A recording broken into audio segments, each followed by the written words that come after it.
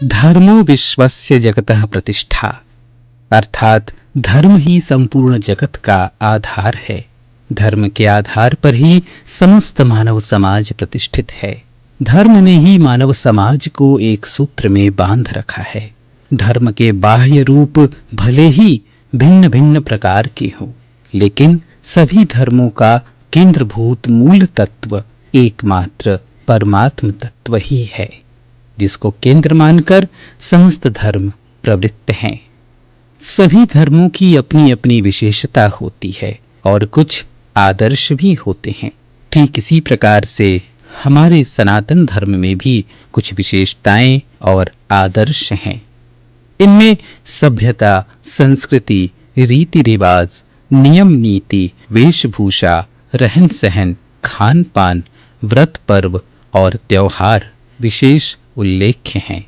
हमारा राष्ट्र उत्सव प्रधान है, जहां वर्ष पर्यंत अनेक व्रत उत्सव अत्यंत धूमधाम से मनाए जाते हैं।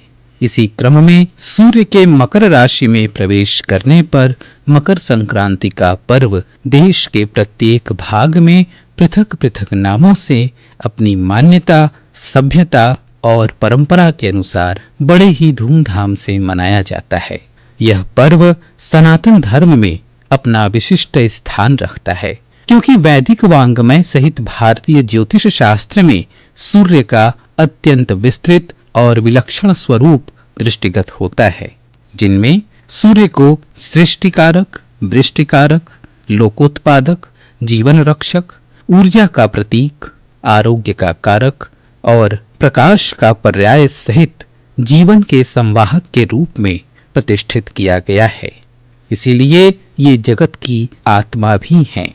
ये सूर्य ही आकाश मंडल में विद्यमान 27 नक्षत्रों और 12 राशियों में भ्रमण करते हुए राशि और नक्षत्र के सापेक्ष अपने परिवर्तित प्रभाव जनित ऊर्जा से समग्र विश्व का भरण पोषण करते हुए इस भूमंडल पर अपना पृथक पृथक और विशेष प्रभाव डालते हैं, जिससे इस भूमंडल की जीवनचर्या काल के अनुरूप बदलते रूप में दिखाई देती है।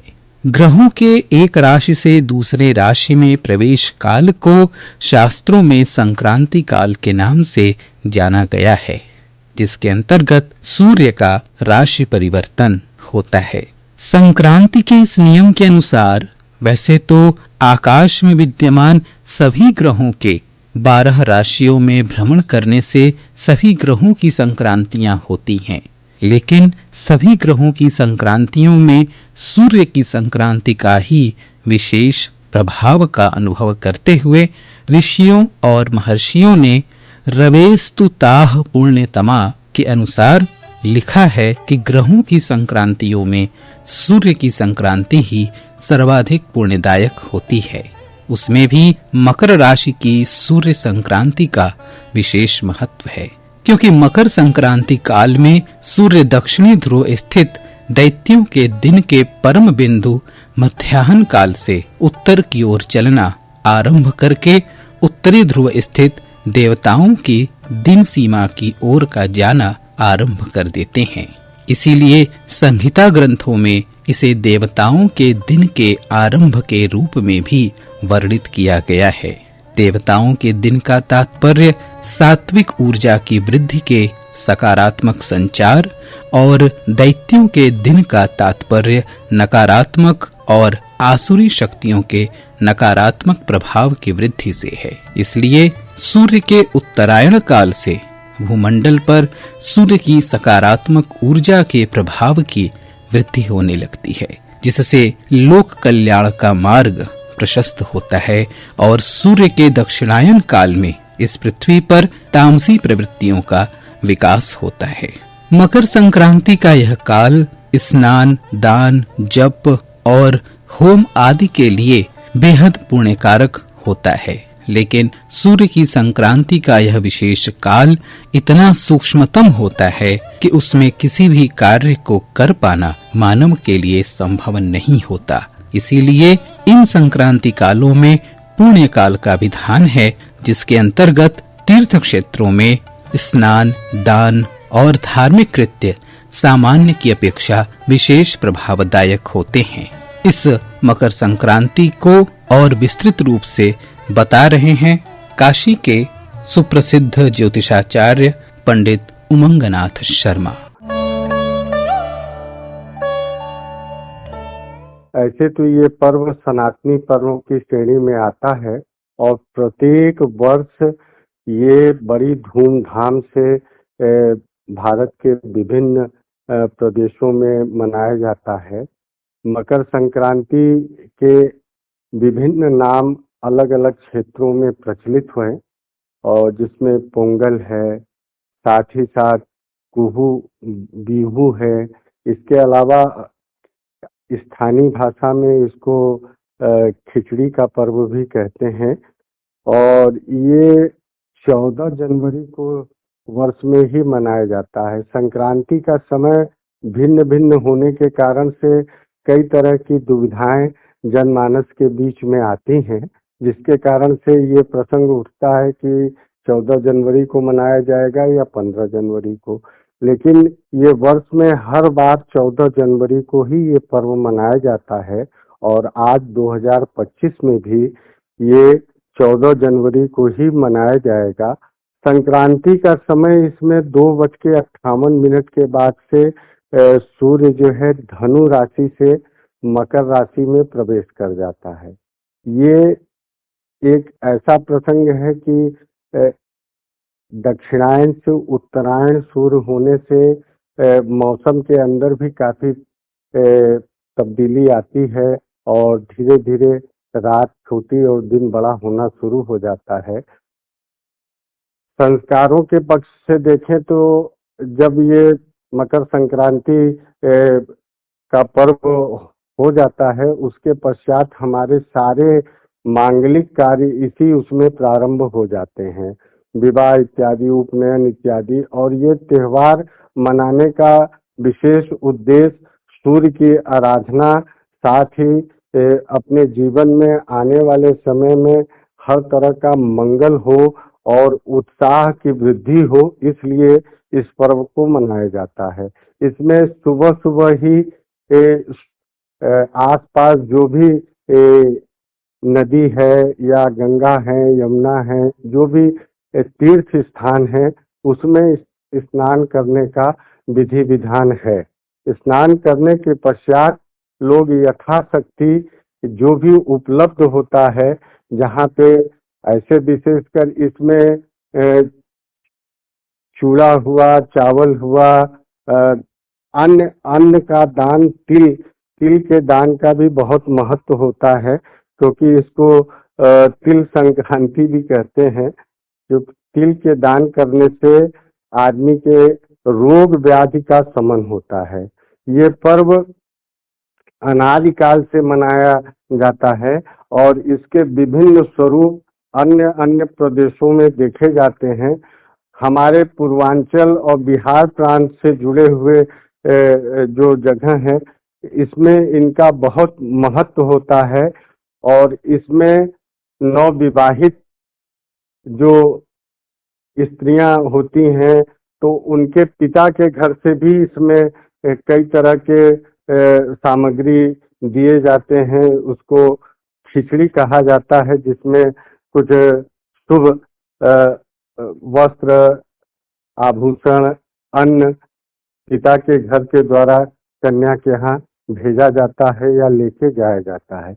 बच्चों के लिए भी ये पर्व बहुत महत्वपूर्ण होता है, क्योंकि एक तो ये छुट्टी का दिन, दूसरा मौसम बदलने के संग पतंगों का ये त्योहार मुख्य रूप से बच्चों के लिए मनाया जाता है। और इसमें विभिन्न तरह के आश्रमों में अनुष्ठान, भजन, कीर्तन एवं प्रवचन इत्यादि का भी आयोजन होता है। इस वर्ष का मकर संक्रांति का यह महापर्व और भी अधिक विशेष हो जाता है, क्योंकि इस वर्ष प्रयागराज में महाकुंभ पर्व का आयोजन हो रहा है। कुंभ पर्व एक महत्वपूर्ण और सार्वभौम महापर्व माना जाता है, जिसमें विराट मेले का आयोजन होता है। यह मेला भारतवर्ष का सबसे बड़ा मेला है। केवल भारत में ही नहीं अपितु विश्व में ऐसे विराट मेले का आयोजन कहीं भी नहीं होता होगा और यही इसकी विशेषता है। कुंभ शब्द का अर्थ है घट या घड़ा और कुंभ का अर्थ विश्व ब्रह्मांड भी है, जहाँ पर विश्व भर के धर्म, जाति, भाषा और संस्कृति का एकत्र समावेश हो, वही कुंभ मेला है। कुंभ मेला का प्रारंभ कब से हुआ है, इसका ठीक ठीक निर्णय करना कठिन है, लेकिन कुंभ पर्व के विषय में पुराणों में जो प्रसंग आया है, उस प्रसंग को और भी विस्तृत रूप में व्याख्यायित कर रहे हैं काशी हिंदू विश्वविद्यालय स्थित संस्कृत विद्या धर्म विज्ञान संकाय के पूर्व व्याकरण विभागाध्यक्ष प्रोफेसर भगवत शरण शुक्ल। कुंभ पर्व का जो परंपरा चली है, ये वस्तुतः जो है सत्य युग के अंतिम चरण में जब समुद्र मंथन की प्रक्रिया हुई थी, तो जिसमें समुद्र मंथन के समय देवता और दैत्य दानव ये सभी मिलकर के इन्होंने समुद्र मंथन किया था। तो समुद्र मंथन करते समय जैसा आप सब कोई जानते हैं कि 14 रत्न निकले थे, जिसमें एक रत्न स्वरूप आपका ये सुधा अर्थात अमृत निकला, और जो साक्षात भगवान धन्वंतरी उस अमृत कलश को लेकर के उत्पन्न हुए। उस अमृत कलश को लेकर के जब वो निकले वहां से समुद्र से क्षीर समुद्र, तो क्षीर समुद्र से निकले तो उनके हाथ में सुधा था, तो सभी लोग उसके लिए लपके कि हम लोग इसको ले लें।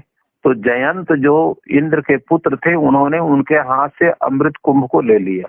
तो जब उन्होंने अमृत कुंभ को ले लिया तो शुक्राचार्य जी ने दानवों को और दैत्यों को प्रेरित किया कि तुम लोग ऐसे रह जाओ, खाली देवता लोग इसको ले लेंगे। तो उन्होंने जयंत के ऊपर आक्रमण करके उनसे उन्होंने छीनने का प्रयास किया। तो कभी ये लोग छीन ले रहे थे, कभी वो लोग छीन रहे थे, और उसी में इधर उधर भाग रहे थे। तो अब वो तीनों क्षेत्रों में गए, मृत्युलोक में भी, पाताल लोक में भी और स्वर्ग लोक में भी।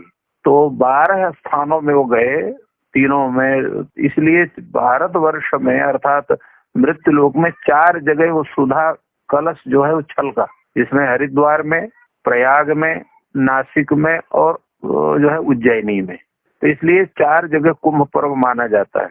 अब वो हम लोगों का जो 1 वर्ष का जो समय है वो जो है दैत्य उनका देवताओं का वह एक दिन होता है। हमारा जो उत्तरायण है वो देवताओं का दिन है और जो दक्षिणायन है वो उनकी रात्रि है। तो इस कारण से वो 12 दिन युद्ध चला उन लोगों का। तो वो 12 दिन हमारे लिए भारत में 12 वर्ष हो गए मृत्युलोक में।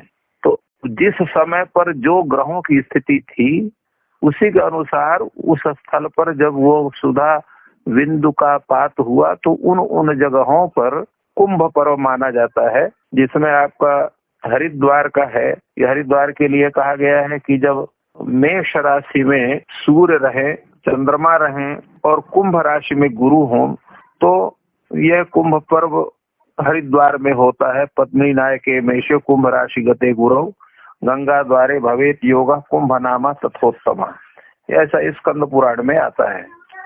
इसी प्रकार जो है प्रयाग के लिए कथन है कि माघ में जब वृष राशि में गुरु हो और मकर राशि में सूर्य और चंद्रमा हो, तो अमावस्या के दिन प्रयाग में कुंभ नामक योग माना जाता है, जो इस वर्ष है। इस वर्ष वृष राशि के ये गुरु चल रहे हैं और मकर राशि में अमावस्या के दिन, जैसा आप सबको ही जानते हैं कि सूर्य और चंद्रमा अमावस्या के दिन एक ही राशि में होते हैं, इसलिए अमावस्या को ही ये कुंभ नामक ये योग मुख्य योग बनेगा।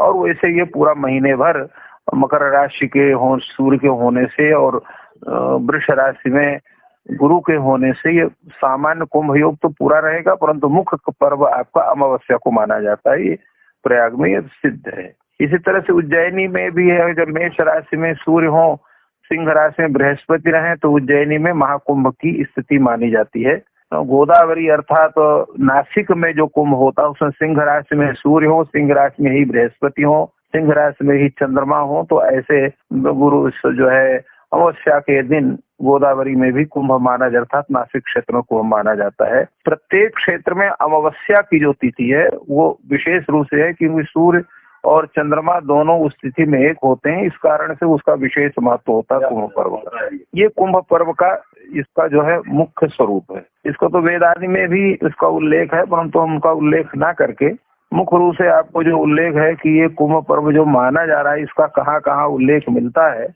और इसका जो है मुख्य स्वरूप क्या है, इसका महत्व क्या है, जैसा आपने पूछा, तो उसका महत्व ये है कुंभ पर्व का कि जब आप कुंभ पर्व होता है तो कुंभ पर्व के होने से समस्त जितने भी पुण्य राशि है वो वहां पर होते हैं। और इसी तरह से अन्य पुराणों के विषय में भी है, जिसमें कि जो है विष्णु पुराण में और स्कंद पुराण में इसका वर्णन मिलता है, तो उसमें भी इनका सबका वर्णन है। कुंभ स्नान का क्या क्या फल उसका माना जाता है। कुंभ के फल के विषय में जहाँ पर सहस्त्रम कार्तिकेय स्नान, कार्तिक में जो लोग स्नान करते हैं उसमें 1000 बार आप कार्तिक में स्नान करें, माघ में जो है आपने 100 स्नान करें। इसी प्रकार जो है पृथ्वी की परिक्रमा उसमें कहा गया है कि 1,00,000 बार करें तो उससे आपको फल प्राप्त होता है। शवेर सहस्राणि वाजपेय शतानि च परिक्रमा पृथिव्याः लक्षम कुंभ स्नानेन तत्फलम। ये कुंभ स्नान का के विषय में विष्णु पुराण में कहा गया है। और मत्स्य पुराण में कहा गया है कुंभे स्नात्वा च पीत्वा च त्रिवेण्याम च युधिष्ठिरो सर्पपा विनिर्मुक्ता पुनात्या सत्वम कुलम। कुंभ पर्व में स्नान करने से, त्रिवेणी का जल पान करने से व्यक्ति सभी संपूर्ण पापों से विमुक्त हो जाता है और उसकी 7 पीढ़ियां तर जाती हैं, अर्थात वो मोक्ष को प्राप्त करती हैं। स्कंद पुराण में कहा गया है कि मकरे च दिवानाथे वृषगे च बृहस्पतौ कुंभ योगो भवेत् तत्र प्रयागे ह्यति दुर्लभः। यानी कि वृष राशि में बृहस्पति हो और जिस दिन सूर्य नारायण मकर राशि में प्रवेश करते हो उस योग को कुंभ योग कहते हैं। एक अन्य श्रुति के अनुसार माघे वृषगते जीवे मकरे चंद्रभास्करौ अमायां च ततो योगः कुंभाख्यस्तीर्थनायके। उस माघ मास में अमावस्या के दिन बृहस्पति वृष राशि में हो, सूर्य और चंद्र मकर राशि में हो, तब कुंभ योग समस्त तीर्थों के राजा प्रयागराज में होता है। इस संबंध में गोस्वामी तुलसीदास जी अपने श्री रामचरितमानस में वर्णन करते हैं।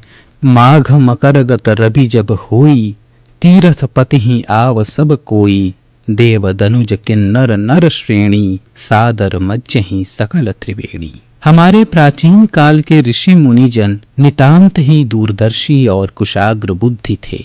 उन्होंने भारतवर्ष के प्राचीन वैदिक सनातन धर्म, संस्कृति, सभ्यता, व्रत, पर्व, त्योहार, साधना और उपासना की रक्षा के लिए और इस आर्यावर्त देश की एकता, अखंडता और गौरव गरिमा को बनाए रखने के लिए इनकी स्थापना की थी। कुंभ पर्व में जाति, धर्म, संप्रदाय, भाषा, राज्य, संस्कृति, साहित्य, दर्शन, वेशभूषा जैसे सभी संदर्भों में अनेकता में एकता का दर्शन होता है।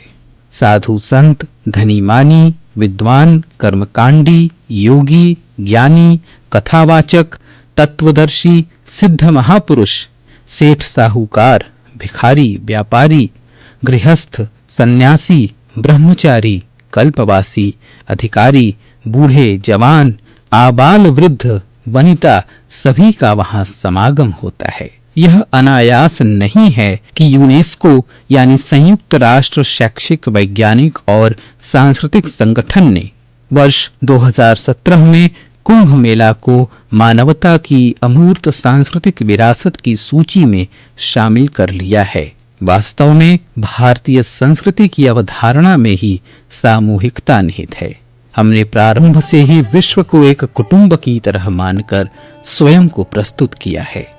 हमारी सभी सांस्कृतिक चेतनाओं में समूह पहले आता है, फिर व्यक्ति, और यही वजह है कि कुंभ जैसे आयोजन केवल देश को ही नहीं बल्कि पूरे विश्व को अपने भीतर सहेज लेने का सामर्थ्य रखते हैं। कुंभ स्नान की विशेषता और व्यापकता को परिभाषित कर रहे हैं संपूर्णानंद संस्कृत विश्वविद्यालय के तुलनात्मक धर्म दर्शन विभाग के विभागाध्यक्ष प्रोफेसर हरिप्रसाद अधिकारी।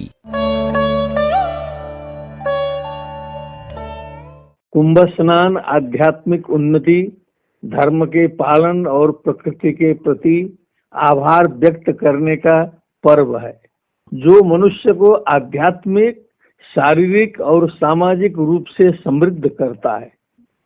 कुंभ स्नान का संबंध समुद्र मंथन की कथा से है, जिसमें अमृत कलश की बूंदें 4 स्थानों हरिद्वार, प्रयागराज, उज्जैन, नासिक पर गिरी थी। इसी कारण से इन स्थानों पर स्नान को अमृत तुल्य माना गया है, जो मोक्ष और पवित्रता प्रदान करता है। कुंभ स्नान को आत्मा की शुद्धि और पापों के नाश का माध्यम माना जाता है। कुंभ स्नान ग्रह नक्षत्रों की विशेष स्थिति में किया जाता है। जब इन स्थानों का जल आध्यात्मिक ऊर्जा से भरपूर माना जाता है, तब वह समय शारीरिक और मानसिक रोगों को समाप्त करने के लिए भी श्रेष्ठ माना जाता है। यह श्रद्धालुओं को भारतीय संस्कृति और धर्म परंपरा से जोड़ता भी है। लाखों लोग इस अवसर पर स्नान करते हैं। इससे सामूहिक एकता और सामूहिक भक्ति की भावना भी प्रबल होती है। कुंभ मेले में विभिन्न अखाड़ों और संतों का संगम होता है। उनके सानिध्य में स्नान करने से व्यक्ति को आध्यात्मिक मार्गदर्शन और प्रेरणा मिलती है। यह पर्व सदियों और प्रकृति की महत्ता को सदियों से दिखाता आ रहा है। नदियों को जीवनदायिनी मानते हुए उनका पूजन और संरक्षण का संदेश इस पर्व में दिया जाता है। कुंभ मेला और स्नान न केवल भारत में बल्कि समस्त विश्व में सनातनियों के द्वारा ये अपनाया जाता है, जिससे सौहार्दता, अखंडता, भारतीय धर्म और आध्यात्मिकता ये फैलती है। उसी का यह प्रतीक भी है। अब इसमें जो विशेष बात है कि शाही स्नान क्या है। इस शाही का नाम अमृत स्नान यह दिया गया है। वर्तमान में यह केंद्रीय अनुष्ठान होता है, जिसे अखाड़ों के साधुओं और संतों के द्वारा यह पवित्र यह स्नान किया जाता है। यह स्नान विशेष रूप से शुभ तिथियों पर किया जाता है, जिसमें माना जाता है कि यह स्नान करने से समस्त पापों और तापों का नाश होता है और ऊर्जा की प्राप्ति होती है और मोक्ष की प्राप्ति होती है, समस्त दुखों की निवृत्ति होती है। अब ये नागा साधुओं को अग्रदूत बनाकर विभिन्न अखाड़ों के द्वारा यह कार्य किया जाता है।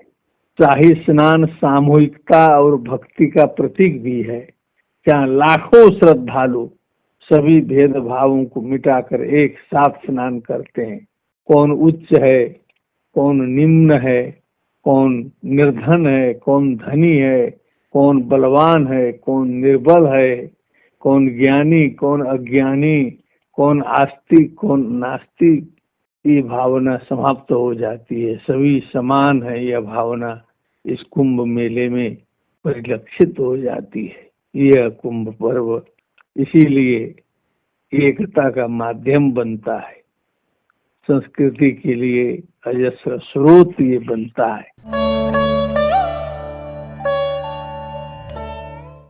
आज जब हम आर्टिफिशियल इंटेलिजेंस, रोबोटिक्स और चिप कम्युनिकेशन जैसी तकनीकों की गिरफ्त में आते जा रहे हैं, तब अपनी प्रकृति, अपनी संस्कृति और अपनी परंपराओं के साथ नातेदारी बनाने को प्रेरित करते कुंभ मेले बहुत ही आवश्यक जान पड़ते हैं। यह सही है कि वास्तविक कुंभ मेलों के साथ साथ वर्चुअल कुंभ मेले भी विस्तार पा रहे हैं, लेकिन हमारी सांस्कृतिक यात्रा के अप्रतिम पड़ाव के रूप में साथ निभाते आ रहे ये मेले हमें यह भी सिखाते हैं कि किस तरह तकनीक को हाशिए पर ढकेले बिना हम अपनी परंपराओं, संस्कारों और सरोकारों से जुड़े रह सकते हैं और निरंतर उनको मजबूत कर सकते हैं। यह तो तय है कि 21वीं सदी के 25वें वर्ष में प्रयागराज महाकुंभ मेला हमारी भारतीय संस्कृति और तकनीक के बीच की जुगलबंदी को नए आयाम देगा। हमारी यह सदियों पुरानी सांस्कृतिक यात्रा एक नई आभा के साथ अगले पड़ाव की ओर बढ़ चलेगी।